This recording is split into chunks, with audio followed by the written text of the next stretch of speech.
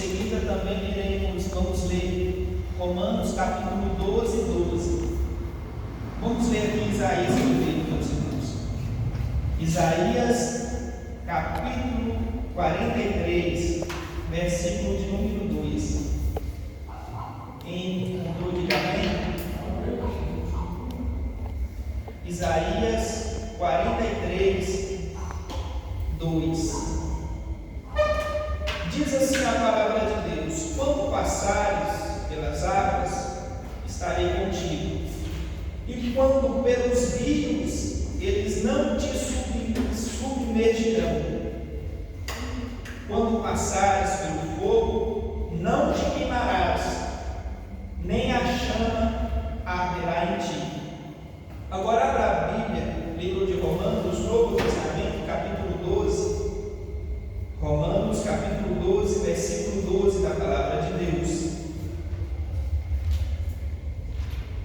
Graças a Deus, Jesus se faz presente em nosso meio. Romanos, capítulo 12, versículo 12.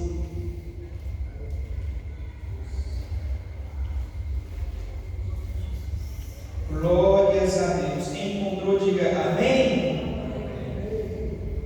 Diz assim a palavra de Deus: alegrai-vos na esperança, sede paciente nas tribulações, perseverai vós na oração. Senhor meu Deus e eterno soberano Pai, aqui está, ó Deus, a tua palavra. Nós pedimos, ó Deus, ao Senhor, venha, meu Pai, falar através da tua palavra, Senhor. Sabemos que o homem não é nada, sabemos que o homem é apenas um instrumento, ó Pai, a ser usado pelas suas mãos. Senhor, fala com a sua igreja, fala conosco aqui esta noite. Assim nós te pedimos e te agradecemos, para a glória do Pai, do Filho e do teu Espírito Santo. Amém. A igreja se assenta, mas se assenta dando glória, se assenta louvando a Deus com uma salva de palmas e aleluia. Graças a Deus.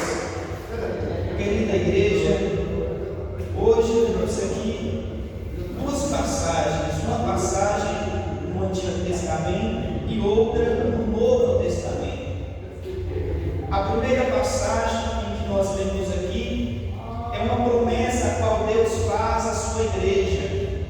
E a promessa que Deus faz à sua igreja é esta: quando passares pelas águas, estarei contigo, e quando pelos rios, eles não te submergirão.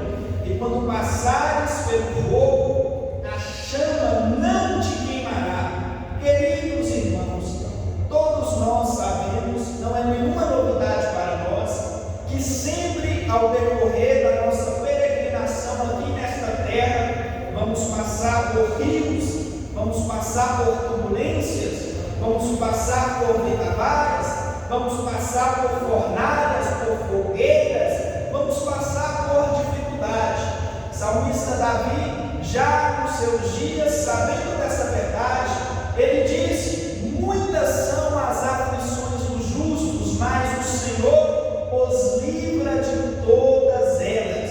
O apóstolo Paulo, por sua vez, ao falar sobre dificuldades, ele disse: olha, todo aquele que realmente quer viver segundo Cristo padecerá dificuldades, padecerá tribulações, padecerá perseguições. Mas antes de dizer tudo isso, ele diz: mas temos por certo que por todas essas coisas somos mais do que vencedores por aquele que nos amou. Aleluia.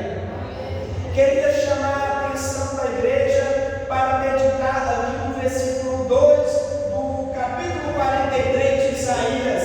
A palavra não diz que se passares pelas águas ou se passares pelo fogo, porque se a palavra estivesse dizendo se, seria uma hipótese.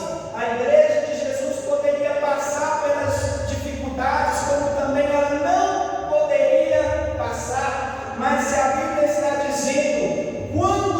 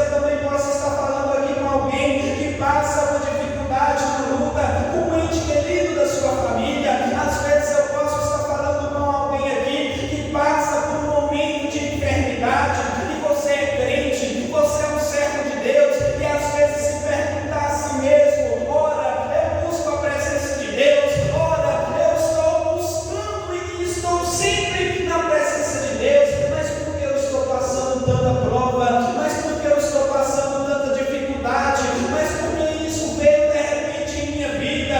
Querida igreja, a prova do crente não é para que nós venhamos nos entristecer, não é para que nós venha cada vez mais se afastar, não. A prova para o crente é para que nós venhamos cada vez mais crescer na presença de Deus, é para que nós cada vez venha mais ser cheio da graça do Espírito Santo.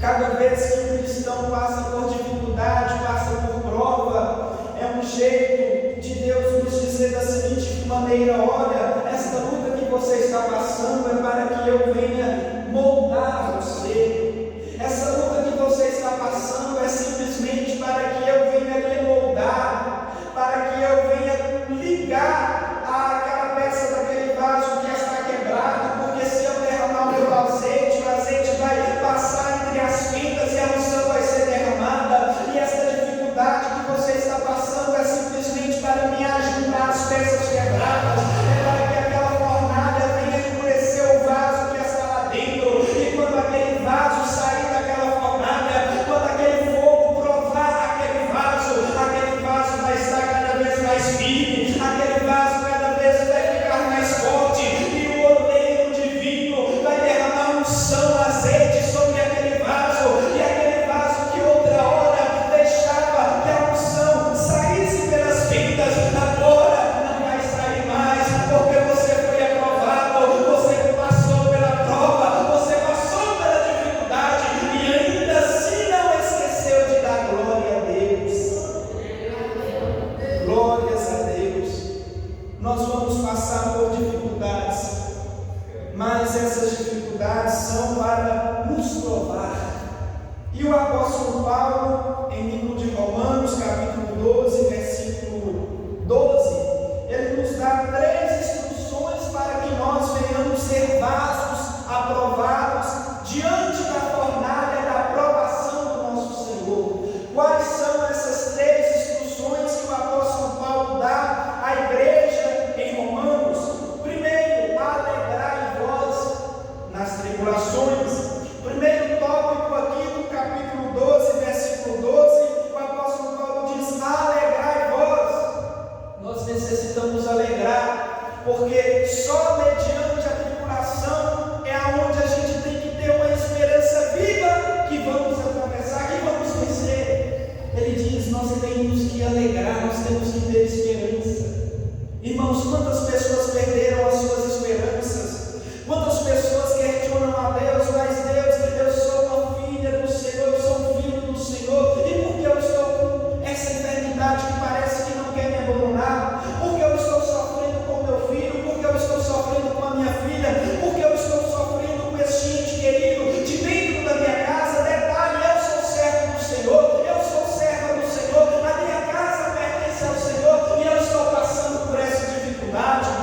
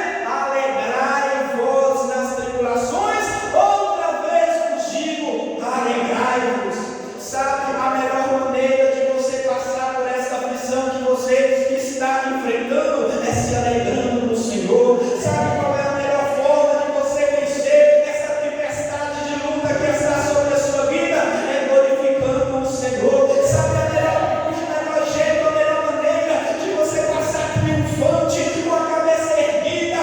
É louvando o nome do Senhor. Tudo que Satanás quer fazer com que a igreja de Jesus perca a sua esperança. Tudo que Satanás quer fazer com que a igreja de Jesus perca a sua motivação. Tudo que Satanás quer é que a igreja, que o corpo do Senhor Jesus Cristo na terra se sinta desmotivada, porque quando nós nos entristecemos, quando nós nos magoamos, quando nós não nos alegramos, parece que nós não temos mais força de orar, parece que nós não temos mais força de ler a Bíblia, parece que nós não temos mais força de fazer campanhas pelas altas horas da madrugada, parece que nós não temos mais força de estar regozijando na presença de Deus e sempre com a mesma entonação e animação nos cultos semanalmente. Parece que a gente não tem essa disposição, e é exatamente isso que Satanás pretende fazer com a igreja neste presente século, aleluia, tentar fazer com que ela deixe de se alegrar no Senhor. Mas o apóstolo Paulo dizia: alegrai-vos. Este homem era perseguido, e se talvez você perguntasse ao apóstolo Paulo: olha, Paulo, a minha situação é essa, e eu tenho certeza que a sua situação não é pior do que a minha, é por isso que você está pedindo para que eu venha me alegrar, a sua situação é melhor do que a minha. Sabe o que eu tenho certeza que ele te responderia? Talvez ele te responderia assim: olha, então tá bom, você diz que a sua situação é pior do que a minha, então deixa eu te contar algumas coisas que estão acontecendo em minha vida. Olha, deixe-me dizer, em Jerusalém, veja só, ele, querida igreja, em Damasco, ele foi rejeitado. Aliás, ele foi preso em Damasco, ele foi rejeitado em Jerusalém. O apóstolo Paulo, ele foi esquecido pelos seus próprios irmãos em Tarsus, aonde ele nasceu. Em Listra, Paulo foi apedrejado. Em Filipos, ele foi preso. O apóstolo Paulo, ele foi escorraçado e arrastado pelas cidades lá em Tessalônica. Ele foi mandado embora da cidade de Bereia. Ele foi chamado de faladeiro, de tagarela em Atenas. E também ele foi chamado de impostor na cidade de Corinto. Paulo, ele enfrentou feras em Éfeso. Ele foi preso em Jerusalém. Ele foi acusado em Cesareia. Ele foi picado por uma víbora na ilha de Malta. E quando ele chegou em Roma, ele foi preso. E lá em Roma, ele escreveu essa carta à igreja local de Romanos, aonde no capítulo 2, versículo 12, ele diz: alegrai-vos na esperança. Veja você o quanto esse homem sofreu, e ainda assim ele dizia: alegrai-vos na esperança. Então, um dos segredos da gente não se queimar diante das aprovações da vida é nos alegrar na presença de Deus. Um dos segredos da gente não afundar na tempestade do mar da vida é a gente nos alegrar na presença de Deus. Quem concorda comigo, diga amém. Ainda aqui no versículo 12 diz assim: sede pacientes. Olha só, olha igreja, como isso é interessante. Algo que tem um pouco, paciência. Sede pacientes. Apóstolo Paulo diz para mim, diz para cada um de nós aqui esta noite: sede pacientes. Às vezes a gente perde a paciência muito fácil. Às vezes a gente perde a paciência muito fácil, irmãos. A gente, via de regra, não pode receber uma má resposta. O diabo não pode usar a menina do mundo para afrontar a nossa fé. Que muito embora a gente somos servos de Deus, a gente perde a paciência com determinadas pessoas. Mas o apóstolo Paulo aqui, ele está dizendo: sede pacientes na tribulação. Esta semana eu estava dos evangelhos, aonde os discípulos de Jesus chegam para Jesus e diz assim: mestre, o Senhor sabe que os fariseus, eles se escandalizam em vós, em você. Mestre, os fariseus, eles estão escandalizando no Senhor, eles se escandalizam pelas palavras que o Senhor tem pregado. Os discípulos de Jesus chegaram para Jesus e falaram para Jesus: mestre, os fariseus, os saduceus, os escribas estão se escandalizando em ti. Em outras palavras, estão falando mal do Senhor. Os fariseus estão falando mal do Senhor, da sua pregação, da sua personalidade, dos seus ensinamentos. Estão falando mal do Senhor, Jesus. Estão falando mal do Senhor, mestre. Eles estão se escandalizando em ti. E eu pensando comigo, agora eu vou ver a resposta do Senhor. Porque na jornada da vida aparecem muitas pessoas para afrontar a nossa fé, para falar mal da gente, para falar mal de nós. E quando essas pessoas usadas por Satanás começam a afrontar a nossa fé, começam a falar de nós, começam a nos esfaquear pelas costas, qual é a nossa atitude? O que eu faço? O que você faz? É algo que é para que nós venhamos refletir. Mas o que o Senhor Jesus Cristo fez nesta tribulação, a qual estavam falando mal dele pelas costas? O que ele fez? Quando os discípulos chegaram dizendo: o Senhor está sabendo que os fariseus, escribas e saduceus estão se escandalizando em ti, o Senhor Jesus Cristo respondeu assim: olha, deixai-os, porque são cegos condutores. Se um cego guiar o outro cego, ambos cairão no buraco. Deixai-os. O Senhor Jesus não foi bater peito com eles, não. O Senhor Jesus não chegou lá espalhafatoso dizendo: olha, vocês estão falando mal de mim, né? Eu vim aqui tomar saber, eu vim aqui reivindicar os meus direitos. Vocês estão falando mal de mim? Não. O nosso Senhor Jesus, ele é pacífico. Ele pregou: bem-aventurados pacificadores, porque deles são o reino de Deus. Pacificadores, querida igreja, é aquelas pessoas que pregam a paz. Pacificadores, querida igreja, são aquelas pessoas que, em meio a tanta turbulência nesta terra, em meio a tantos gritos de guerra, os pacificadores levantam a mão e gritam paz. Não faz aquilo não, vai dar problema para você.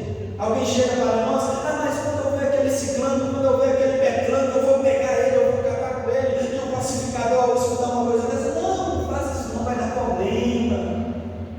É isso que é ser um pacificador. Quando Jesus escutou os seus discípulos dizerem assim: olha, mestre, os fariseus se escandalizam em ti por causa dos seus ensinamentos, o Senhor Jesus não foi lá bater peito. Antes ele disse: deixai-os. São cegos. O que eu deveria ensinar, ensinei. São cegos. Deixai-os. Quando você for afrontado por um adepto de Satanás, quando eu for afrontado, isso acontece toda semana. Incrível. Incrível, isso acontece toda semana. Pessoas usadas por Satanás vinham pisar na minha goela e eu fico um pouco assim, fico daquele jeito, mas a gente tem que ter paciência. A gente tem que ter paciência. Através da paciência a igreja avança. Através da paciência a igreja prospera. Através da oração, da paciência, da perseverança, a igreja vai avançando a cada vez mais. O apóstolo Paulo, ele disse: olha, a esperança que se vê não é esperança, porque aquilo que o homem vê, como ele esperará, mas aquilo que nós não vemos, com paciência nós vamos esperando. Sabe o que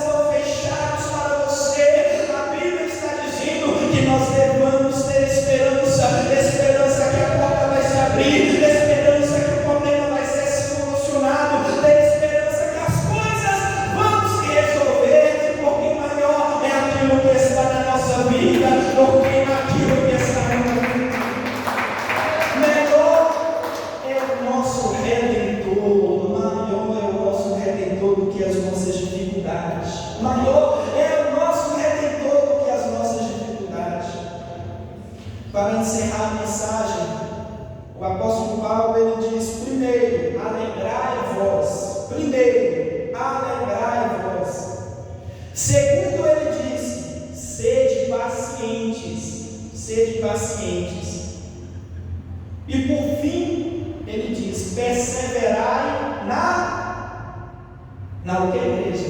Oração. Perseverai na oração. Nós devemos perseverar.